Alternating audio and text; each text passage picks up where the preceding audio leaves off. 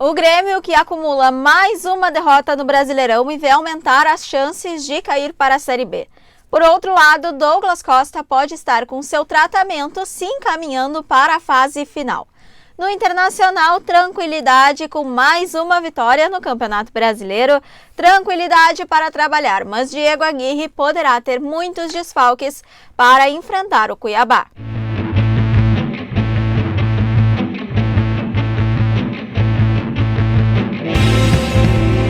Vamos lá, pessoal, chegando aqui com últimas da dupla desta segunda-feira, deste feriado, para atualizar tudo sobre a dupla Grenal. Muito prazer para quem não me conhece, eu sou a Esther Fishborn e de segunda a sexta-feira eu trago aqui as principais notícias de Inter e Grêmio aqui no canal do Esporte.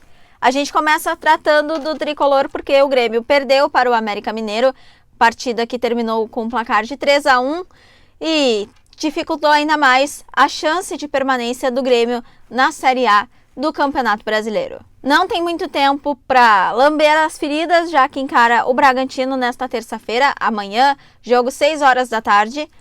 E o Bragantino, um Bragantino desfalcado, é verdade, mas é o Red Bull Bragantino, um time que vem muito forte neste Campeonato Brasileiro. O Grêmio tem dúvidas. Kahneman, ele teria sentido algumas dores no quadril, ele já tem esse problema há algum tempo. Ele é dúvida, ele será reavaliado provavelmente no treino de hoje à tarde, 13h30, lá no CT Presidente Luiz Carvalho, para saber se ele tem ou não condições de jogo. Mesma coisa com o Lucas Silva, que também é dúvida. A gente pode arranhar uma provável escalação do Grêmio, que ainda tem de fora o Borja com a seleção colombiana, o Villasanti com a seleção paraguaia, o Chapecó com a seleção brasileira, o Douglas Costa machucado. Eu já vou tratar o assunto Douglas Costa. Breno, Wanderson, Jeromel, Kahneman ou então Juan, Cortez ou Rafinha, mas acredito mais no Cortez, Lucas Silva se tiver condições ou então Darlan, Sarará, Alisson ou então Campas, Ferreira, Elias e Diego Souza, a provável escalação para encarar o Red Bull Bragantino. O Wagner Mancini, ele falou na entrevista coletiva depois do jogo contra o América que ainda se sente confiante, que o Grêmio precisa acreditar que vai dar tudo certo e que ele tem confiança nos seus jogadores, e isso que a gente vai ver no jogo de terça-feira contra o Red Bull Bragantino. Antes da gente tratar sobre o assunto Douglas Costa, eu quero trazer aqui o assunto Diego Souza, porque surgiu nas redes sociais neste final de semana um boato de que o Grêmio teria procurado o Diego Souza para renovar o contrato dele, ele que tem contrato com o Tricolor até o final desse ano. O Matheus Dávila conversou com o Denis Abraão, até o Dávila chegou a colocar o áudio completo lá no canal do A Dupla, canal dos guris, do Tiger e do Matheus Dávila, falando sobre o Denis Abraão falando que não procurou absolutamente ninguém para renovação, que é muito cedo, que o Grêmio está focado em exclusivamente fazer jogo após jogo, focado em tirar o time dessa situação, que não vai tratar com nenhum jogador ainda sobre questões de contratuais. Ele ainda diz que não é ele quem vai tratar disso, né? A gente sabe que o Denis Abraão ele veio num momento difícil do clube para tentar ajudar Romildo Bolzan e a direção do Grêmio a tirar o time dessa situação, não para atuar mesmo como vice de futebol em questão de negociação com jogadores, negociação com empresário. Então é bem provável de que ele realmente faça isso. Ele deixa bem claro que ele não procurou ninguém, que não tem nada disso sendo tratado no momento. Então isso sobre o Diego Souza. Sobre o Douglas Costa, ele que está machucado, quem confirmou isso foi o próprio Denis Abraão na entrevista coletiva que ele convocou na última sexta-feira.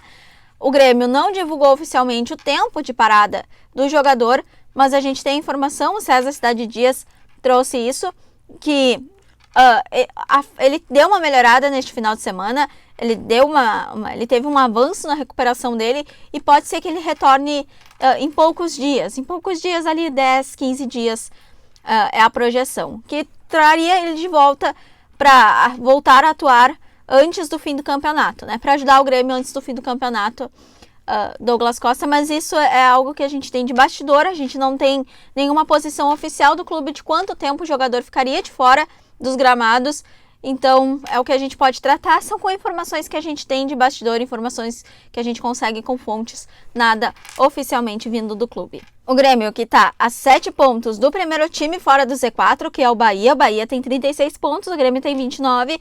Complicou também porque o Juventude venceu a Chape no final de semana, também tem 36 pontos. O Grêmio precisa fazer 7 pontos de diferença para tirar essa desvantagem aí que tem dos primeiros clubes que estão fora do Z4. O Grêmio que precisa fazer 5 vitórias em 7 jogos. Vamos trocar de lado, falar do Internacional, que venceu o Atlético Paranaense no Beira-Rio, venceu de virada, 2 gols do Edenilson e agora tem tranquilidade. Folgou no domingo, se representa nessa segunda-feira para começar a pensar no Cuiabá, jogo da quarta-feira, e Diego Aguirre tem desfalques para essa partida, tá? Vamos lá. Os desfalques. O Tyson é um desfalque, ele tá com uma luxação no ombro, segue se recuperando. A possibilidade dele retornar para o jogo contra o Flamengo. Ele deu uma melhorada, mas não o suficiente para retornar como titular no jogo contra o Cuiabá. Mesma coisa do Daniel, ele segue ainda se recuperando de uma fissura na costela. A previsão inicial era de 2 partidas fora, mas como ele não está conseguindo realizar 100% dos movimentos de forma completa, ele ainda segue de fora. Marcelo Lomba está dando conta do recado, então tudo certo.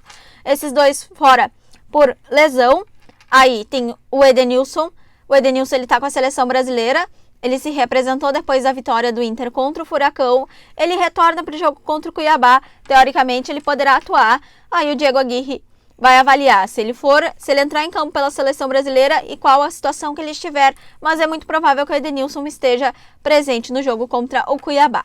3 jogadores estão fora por completo, que é o Maurício, o Moisés e o Cuesta. Eles tomaram um 3º cartão amarelo no jogo contra o Furacão e vão cumprir suspensão. Maurício até um lance bem polêmico, porque a gente viu depois na súmula que o árbitro da partida relatou que ele deu cartão amarelo para o Maurício por uma conduta desportiva, desrespeitosa, foi o que ele classificou, porque o Maurício estava fazendo embaixadinha. E por isso ele tomou o 3º cartão amarelo e está fora do jogo contra o Cuiabá.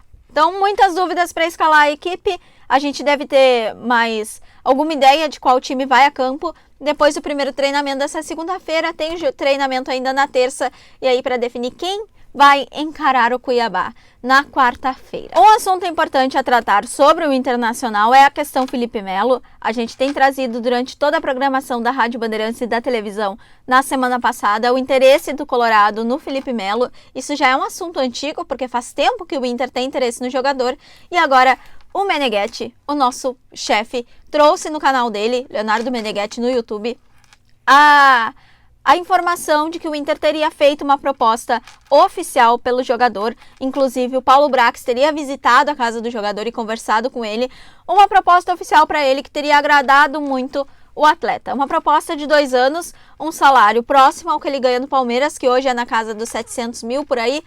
Então, um salário alto para um jogador que é importante no Palmeiras. Ele é um jogador muito importante para atuar por 2 anos. Ele tem 38 anos. Ele é um jogador mais velho, então ele jogaria até os 40, seria ali na época dele se aposentar. É mais um projeto que o Inter apresentou para ele.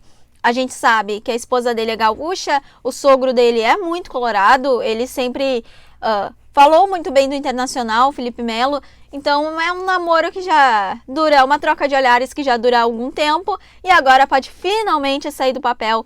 Vamos combinar, o Felipe Melo é um jogadoraço, seria importante para o Colorado brigar ano que vem por títulos, por coisas maiores do que vaga na Libertadores. Sobre questões de tabela, o Colorado está em 7º colocado com 47 pontos. A vitória no final de semana foi muito importante porque o Inter viu o Fluminense se aproximar. O Fluminense venceu o Palmeiras. O Fluminense tem 45 pontos em 8º colocado. Aí depois tem o Fortaleza em 6º colocado com 49 pontos. O Corinthians também está ali.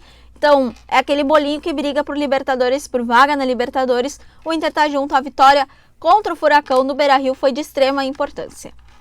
Certo, pessoal? Essas são as principais informações do dia na dupla Grenal. A gente fica ligado no decorrer da nossa programação. Qualquer novidade, a gente tem treinamento hoje da dupla Grenal, então a gente deve ter novidades sobre prováveis times que vão a campo no meio dessa semana.